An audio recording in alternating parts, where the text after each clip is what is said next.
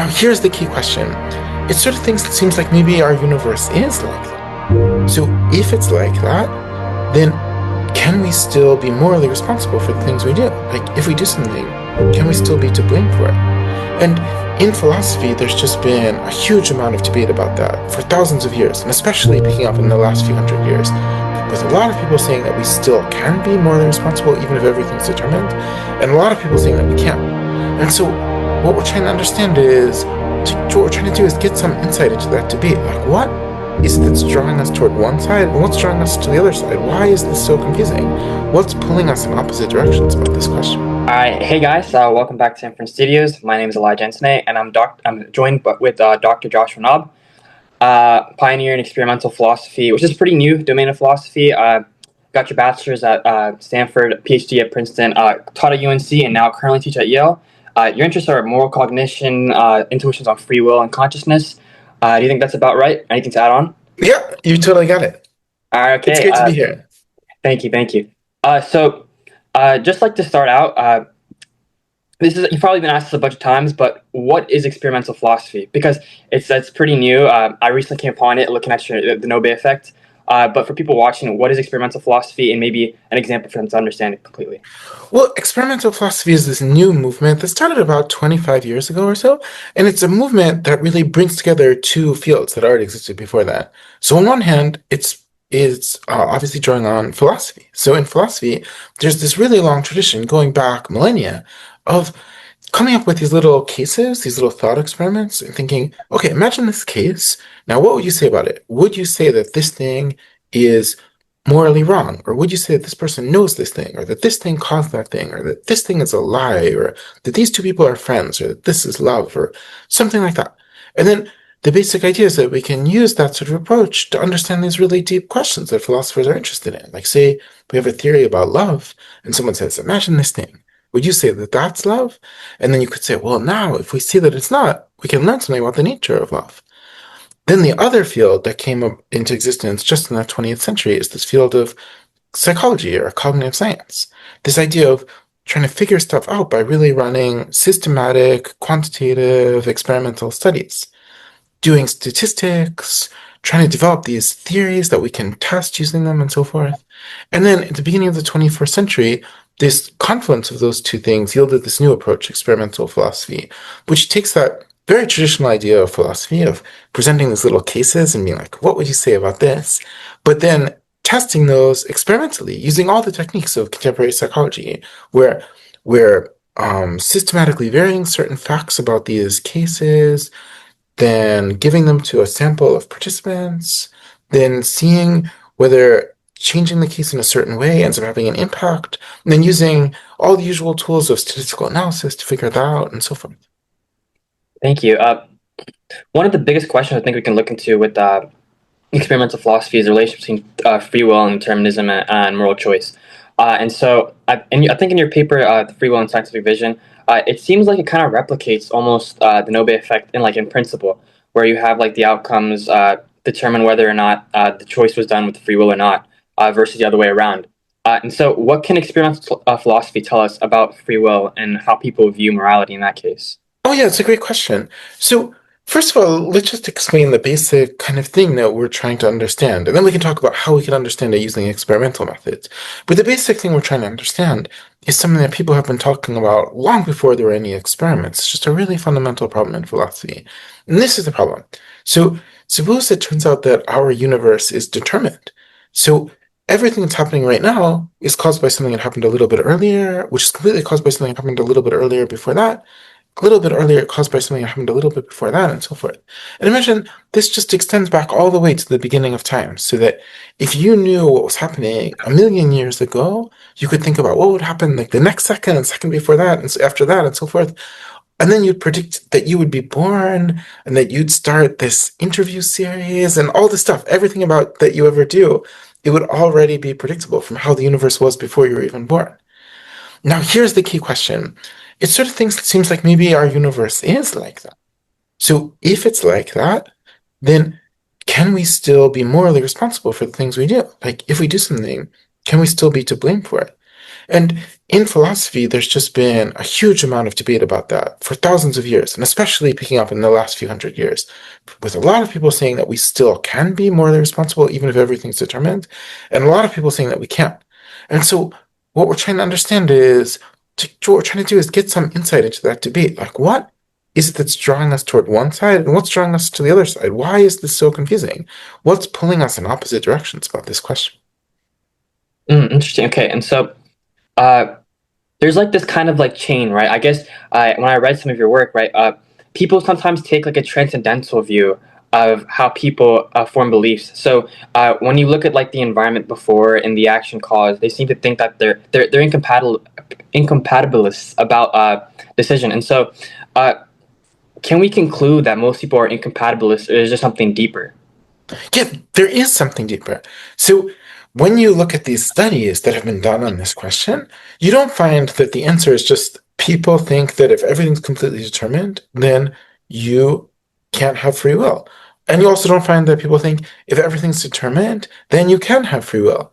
What we find is that there's something that's pulling people in one direction and also something that's pulling people in the other direction. And that's what we find basically in every area in which experimental philosophers have wondered about these issues. So what we're trying to understand is what's pulling us in each of these directions. So what is it within your mind that draws you to think if someone was completely determined, they still would be morally responsible? And what is it within your mind that draws you to think if someone was completely determined, then they wouldn't be morally responsible? Okay, and so when conducting these types of experiments, I see that it's important to block for things like culture because that can have an impact on the choices made in the experiment. And so, how important is that in the experiments when it comes to the methods? Wait, I'm so sorry, I didn't hear this sentence. Oh, sorry, maybe I should move my mic. I said that it's important to block for culture. I think when it comes to like getting the experimental methods straight. Oh yeah, Why do you think that is?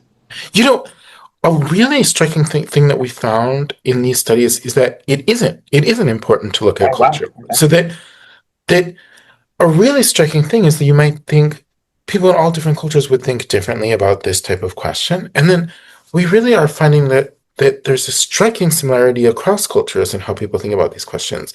There's a really beautiful study actually done by Ivar Heinekanen and colleagues recently, in which they looked at all different cultures across the whole world. So that all different cultures within all different world regions, like a whole set of different Asian cultures, a whole set of different European cultures, a whole set of different North American cultures, South American cultures, African cultures. And then across all of these cultures, what they find is in judgments about the problem that we're discussing now, no difference. Everyone just has the same intuition. And the same intuition that they all have is that everyone is confused. Everyone feels pulled in different directions. So maybe it would be helpful.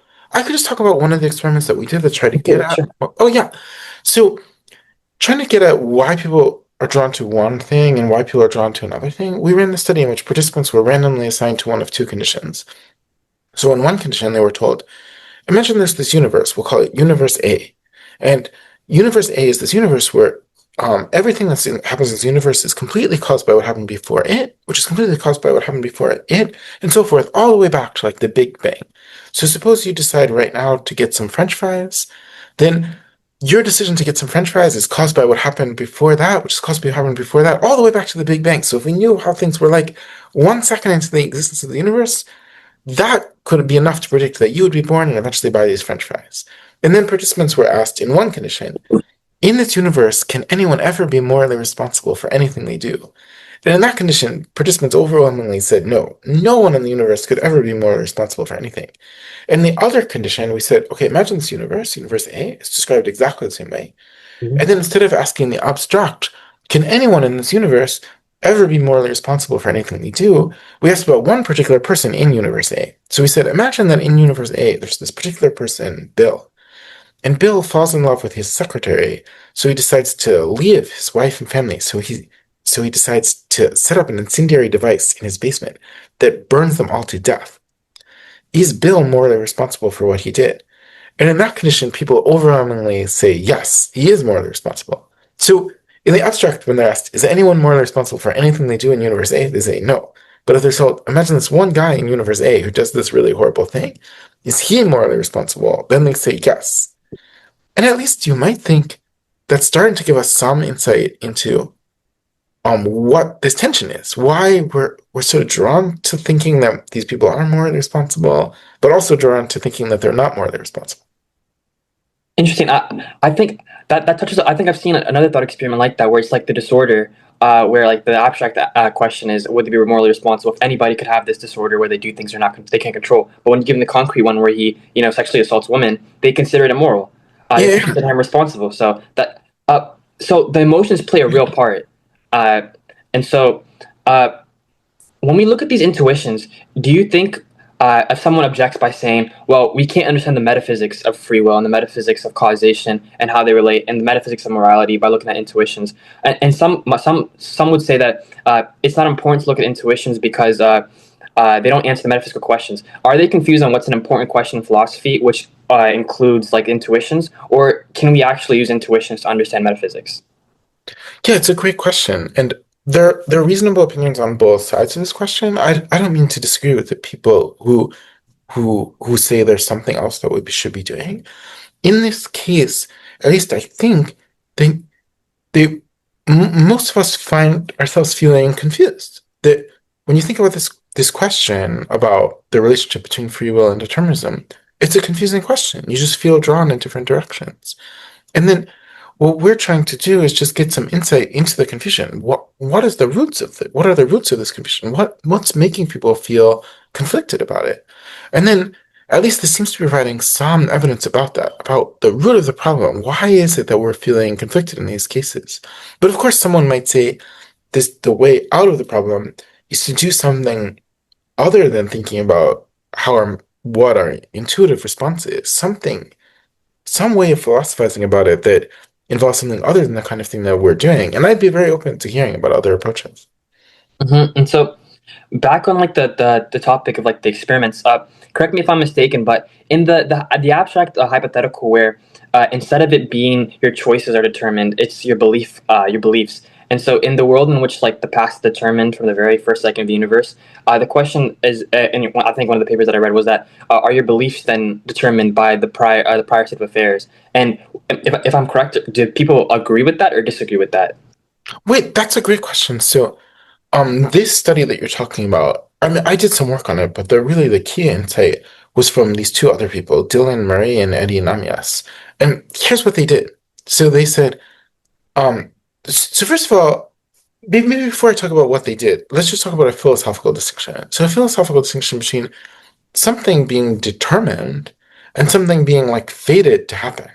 So here's what it means for something to be determined. It means it was caused by the thing that happened before, and the thing that happened before was in turn caused by the thing that happened before that, which wasn't caused by the thing that happened before that, and so forth.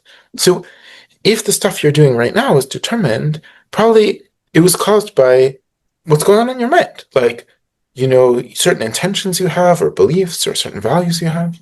And then those things, the stuff that's going on in your mind, maybe those were caused by your environment when you were growing up, or they were caused by your genes and so forth. And then their environment when you were growing up, it was in turn caused by things that happened even before that, and so forth. So, in this sense, what you're doing right now is totally caused by your mental states. It's just that your mental states were caused by other things, and caused by other things, and so forth. It was determined through your mental states. And there's another notion that you might have that's really different. That you might think your mental states don't even matter. No matter what you intended or believed or wanted, it was just destined to happen. It was like fated to happen, in the way that you might see, I don't know, in an ancient Greek tragedy or something. That's not what determinism is. It feels like it's just some other thing.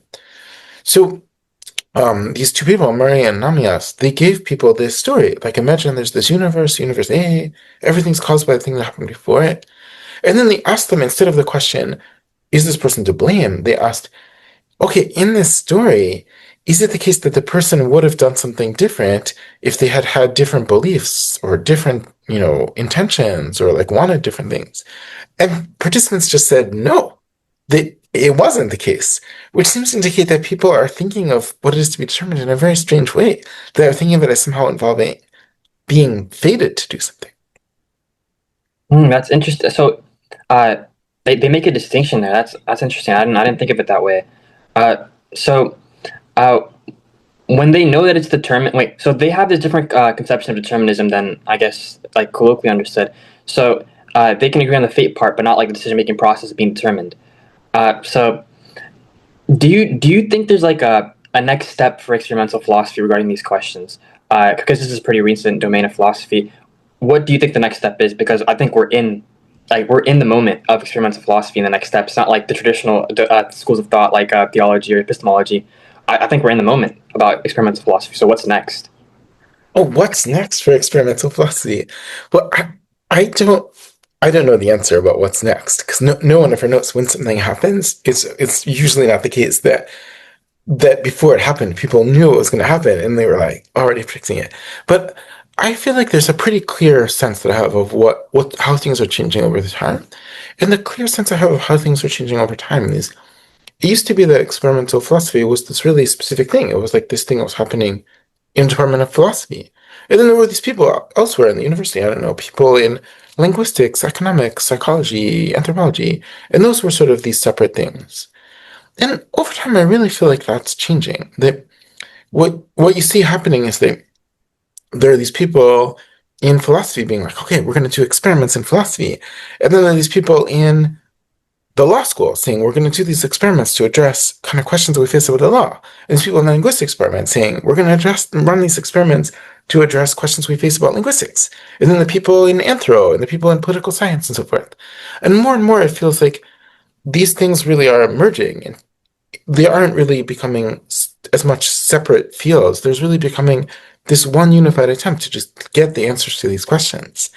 So even though I can't know for sure, if you want me to guess what the future is, that's my guess about what the future is. That experimental philosophy will less and less be seen as this thing that's distinctively in the philosophy department that's just part of the philosophy department and distinct from everything else.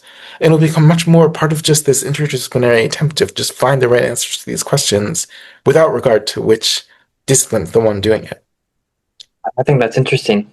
Uh, I think it is becoming more unified in that it's not like a separate school of thought. It is part of the fundamental schools of thought. And I've talked to many people when it comes to philosophy over like a period of time that I've done it for the past maybe 3 or 4 years. But Hmm? most people don't usually change like their fundamental views on philosophy, whatever topic that they usually study. So has there been a point in time where you fundamentally changed your point of view on like a problem or a belief you held that you changed because of your work? Oh yeah, there have been so many different things that over time I've changed my view about. I'm just trying to think of what might be a good one to talk about. Well, I'll just give you one example. Okay. So, so I was working on this problem, and the problem is how people ordinarily understand happiness. And I was totally wrong about it, and other researchers just completely refuted the thing I was going to say. I was thinking was right before, and I just think it's a really interesting question. So here's the thing that we've discovered in our studies. So we were like thinking, you know, how do people ordinarily figure out whether someone's happy? One possible view you might have is that it just has to do with what emotions they have, like how you feel. But another thing you might think is that in order to truly be happy, you have to somehow be leading a really good life. So we gave people these stories about someone who was feeling really great about stuff, but was actually leading a really terrible life. So just an example, like imagine just the typical kind of stereotypical mean girl. So she's just the most popular kid in her middle school, and all the other middle school girls are like super afraid of her. And she's always just like making them scared that they're wearing the wrong shoes or something like that. And then she's just terrorizing everyone. And now imagine she just feels great about this. She's just like, this is awesome. I've reached the very apex of like the hierarchy in my middle school. Everyone else like looks up to me in this way. I'm just having the best time. Another question is she happy? Then when you think about that question, I think you might feel pulled in different directions. So you might, in some way, you might be like, well, of course she's happy. You just said that she's feeling really good. But then if you think about it a little bit more, I feel like you might find yourself being pulled in the opposite direction. You might find yourself feeling something like, she doesn't even really know what happiness is. This thing that she has, that's not real happiness. That's just something else. I don't know if you find yourself feeling that second thing. No, I mean, if she defines happiness as whatever she's doing, I Oh, think she's happy. I don't know if you hold that view, but I'm interested to hear more. oh, well, in our studies, a lot of people say that. a lot of people said that she's not as happy as, for example, someone in another condition. Say we say in another condition, we said there's this person whose real goal wasn't to be like the most popular person in the middle school, but to just play guitar. And she just starts, like, she just joins a band and she gets better and better. She's practicing more and more. And she just feels, this is great. I'm just getting better and better at playing guitar. And participants are more inclined in that second case to say she's happy than in the first case where she has a really bad life. So then the key question is why? Well, why are we getting this difference? Why do people showing this tendency to think about that first thing? That's not like true happiness. Uh, well, my initial thoughts would be that people are projecting their own like formulations of happiness as like the objective, instead of making it like a subjective normative thing.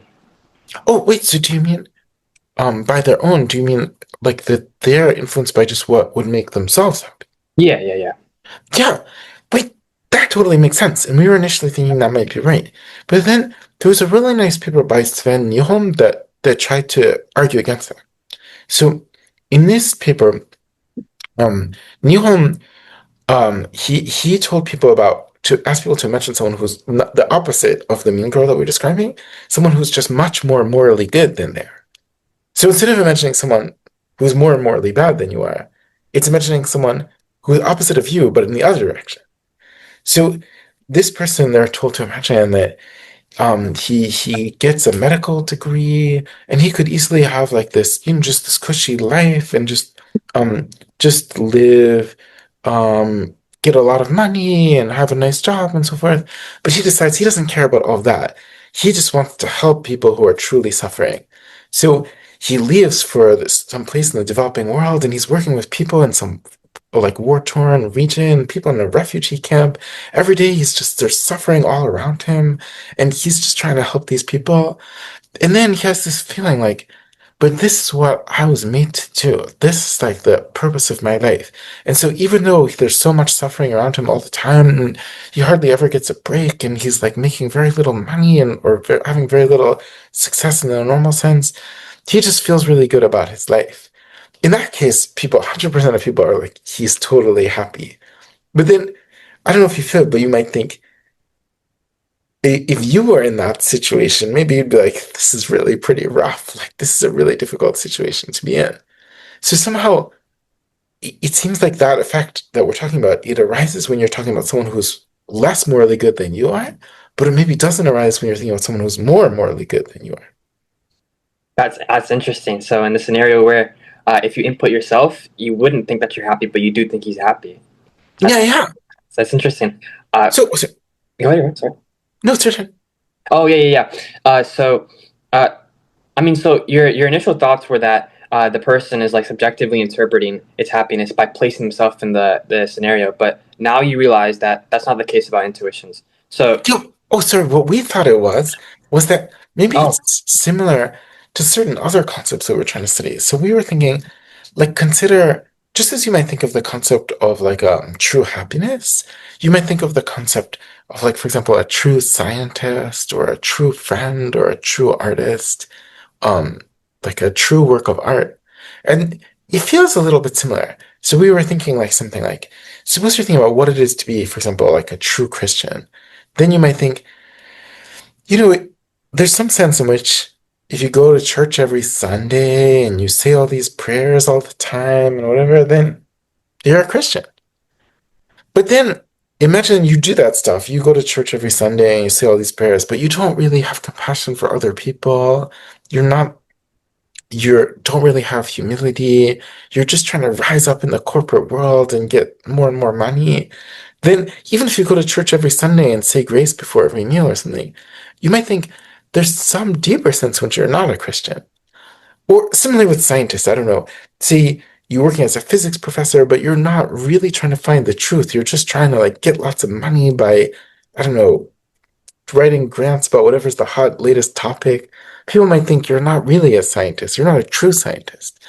So then we were thinking maybe happiness is like that people think that there's some way in which to have true happiness, you have to have actually a morally good life and not just feel good. so to me, it seems like looking at all these thought experiments, like maybe it's just like the human condition. I'm kind of like drawing like a general maybe model of what happens when we look at these cases. So it seems to me there's like a line between like the thought process, the action, and then the consideration by the person who's doing the experiment. So in the abstract cases, they look at like the person's belief forming process and then the action, and then there's a relation between how the person views the action, and it then projects onto the belief forming process. So is the line between the belief, the action, and then the person's viewpoint on the action. Uh, it seems like it goes back and forth. It isn't linear. Like you first evaluate the action and then the belief, or the moral responsibility in the free will case, or the actual evaluation of happiness, and then you decide from looking at the action. You then decide if the belief was then morally responsible, or the action had happiness, things like that. Instead of it being linear in the temporal sense that we normally see it. That seems. Wait, let's go. Wait, let's keep going with that. So consider the case about the mean girl. You're Mm-hmm. you're seeing I don't know, say she's like smiling or something. Mm-hmm. Then then one thing you might think is, well, she's smiling because she feels. We just have to figure out what emotion she has.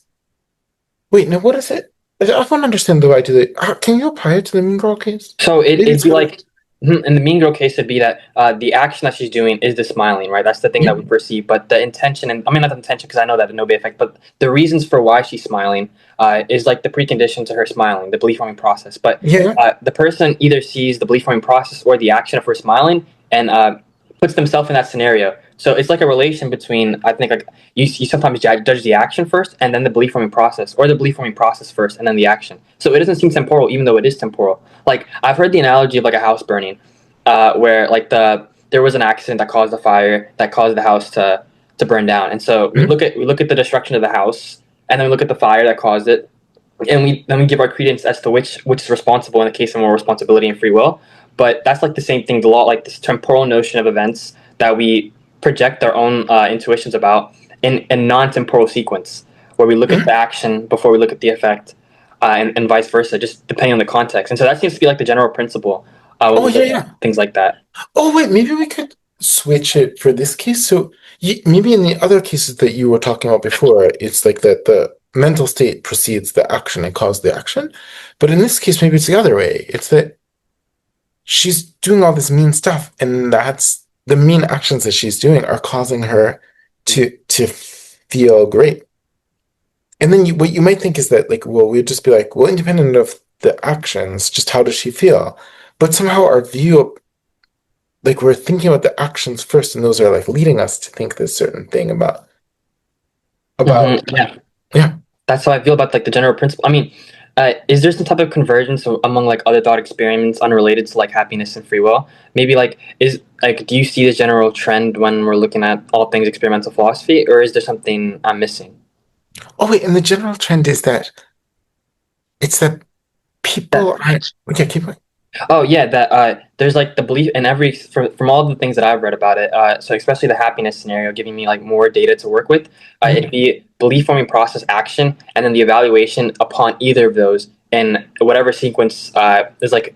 I guess the trend is trying to explain it as clear as I can. But like in the experience, in like the case of happiness, the person does the action they're doing, either bad or good, like evaluated by the person, and then you have the intention behind it, or like the reason to why they're doing it. And Mhm. so the person either looks at the action or looks at the reason, and then concludes if it's happiness or not. And that seems to be the trend for moral responsibility and free will as well. They look at the Oh yeah. intention, the belief, and then the action, and they look at both and decide which way to go. That seems to me like the thesis of what I read about experimental philosophy. Oh right. So that people are somehow not. They're not thinking about these things separately. I don't know if that's what you mean. That they say someone is really mean to all the other kids in her middle school, and then she's like, "This makes me feel really great," and then you'd be like, "Well, if you feel great, then you're happy." But it's not like that. Instead, you have an evaluation of being so mean to the other kids in your middle school that's somehow affecting whether you think that she really is happy. Yeah. Yeah, in that case, what? So I was just going through the logic of what I originally thought was happening in this case, but that it turned out that what I just said wasn't true. That what other researchers showed is that um it's really, it seems to be about some thought people have about the true self, so who you really are deep down in your heart. So then people seem to think if you're really mean to everyone all the time, and then you seem to be feeling great, there's still something deep down inside you, deep down in your heart that feels bad. So in that case, it seemed maybe this is related to what you were just saying, that people's judgments about what you're doing, that you're doing something wrong, are affecting how what they think about what's going on in your mind. That they think there's this part deep down in you, in your core self, that's sort of condemning everything you're doing and really knows that what you're doing is actually wrong. Yeah, to me it seems all connected, like conceptually. Hmm. Hmm. So do you ever like maybe give like your like when you look at the hypotheticals, do you ever give like maybe your take on it? Like, do you think a person is morally responsible Oh in yeah, cases where there's causation being you know determined? that's a great question. Like so, I feel like the thing that draws me to certain kinds of questions and not others is precisely that I find them confusing. That I tend not to work on questions where I think I totally know what the answer is. Some people say it's A, some people say it's B, but the right answer is B. It's just really clear. B is the right answer, A is wrong. That when when there's a question like that, I don't know. It doesn't really draw my attention. The thing that draws me to a question is when I feel confused about it. And in so many of the questions that I've just described for you, I do feel really confused. Like in this case, I'm like, you just find yourself wondering, is she happy? Like, and then part of me says yes, and part of me says no, and it's that makes me philosophize about it. That's interesting. So you're always like clashing thoughts with the concepts. I mean, that's the same for me. I mean, I love theology, but I also love epistemology in this new domain that I've looked Mhm. at, experimental philosophy. So you're always battling with the concepts. You don't know if you're agnostic, you're atheist, you're theist. Mhm. Yeah. So, uh, Wait, are you studying theology? Are you in uh, the? yeah, I study theology. Oh, wait, that's amazing. Are you in a div school now? Say again? Are you in a div school? A div school? Divinity school? Oh no. You just study? Yeah. I study philosophy, religion, like with like a group of people online. So I've Oh, been studying yeah. for like 2 years. So I'm like pretty well read on the. I actually talked to Graham. I don't know if you know Graham Oppie. I think I Yeah, met him yeah. in the email. Yeah, I spoke with him on the Problem of Evil. It's pretty good. Wait, that's wonderful. I'm really glad you're doing this. Yeah. So I mean, I think like experimental philosophy, I've never seen something like it. I mean, it just bridged like the empirical sciences to like the abstract concept that we deal with, Mhm. and it's like cause kind of like cliche to say that you can't philosophize on things that are empirical, but I think you can evidently. Mhm. Wait, So I think you're right. And that idea that philosophy is supposed to be not empirical, I think it's not a very traditional idea. It feels like a relatively recent idea. That if you go back to the 19th century, then you see all these people very much blending what we now call philosophy and what we now call psychology. So people like Nietzsche or Mill or Marx or William James, even like all these people, these things that we would now call empirical psychology and that we would now call philosophy, they're really doing both of them. They're thinking about the human mind and how human beings think. Then they're thinking about these deep philosophical questions about God and the steed and how we should live. And they're going back and forth between them. And then there was sort of this revolution against all of that in the early 20th century with this rise of what's now called analytic philosophy, where this kind of professionalization of philosophy, where philosophy is supposed to be this separate thing, very distinct from all that other stuff. But I feel like that revolution was really a mistake and that we were on the right track before. And we should just go back. Like that this idea of these things being very much connected, there was never anything wrong with it. And the idea that we have to have philosophy as this really distinct thing from empirical discussions about the human mind was maybe not a very good plan. that I agree. I mean, after hearing the case for that, Mhm. so I don't want to like hold you for too long. So thank you for discussing empirical. I mean, thank you for discussing philosophy with me. It's been great having you. So see you guys for the next one. Awesome. Elijah, thank you so much.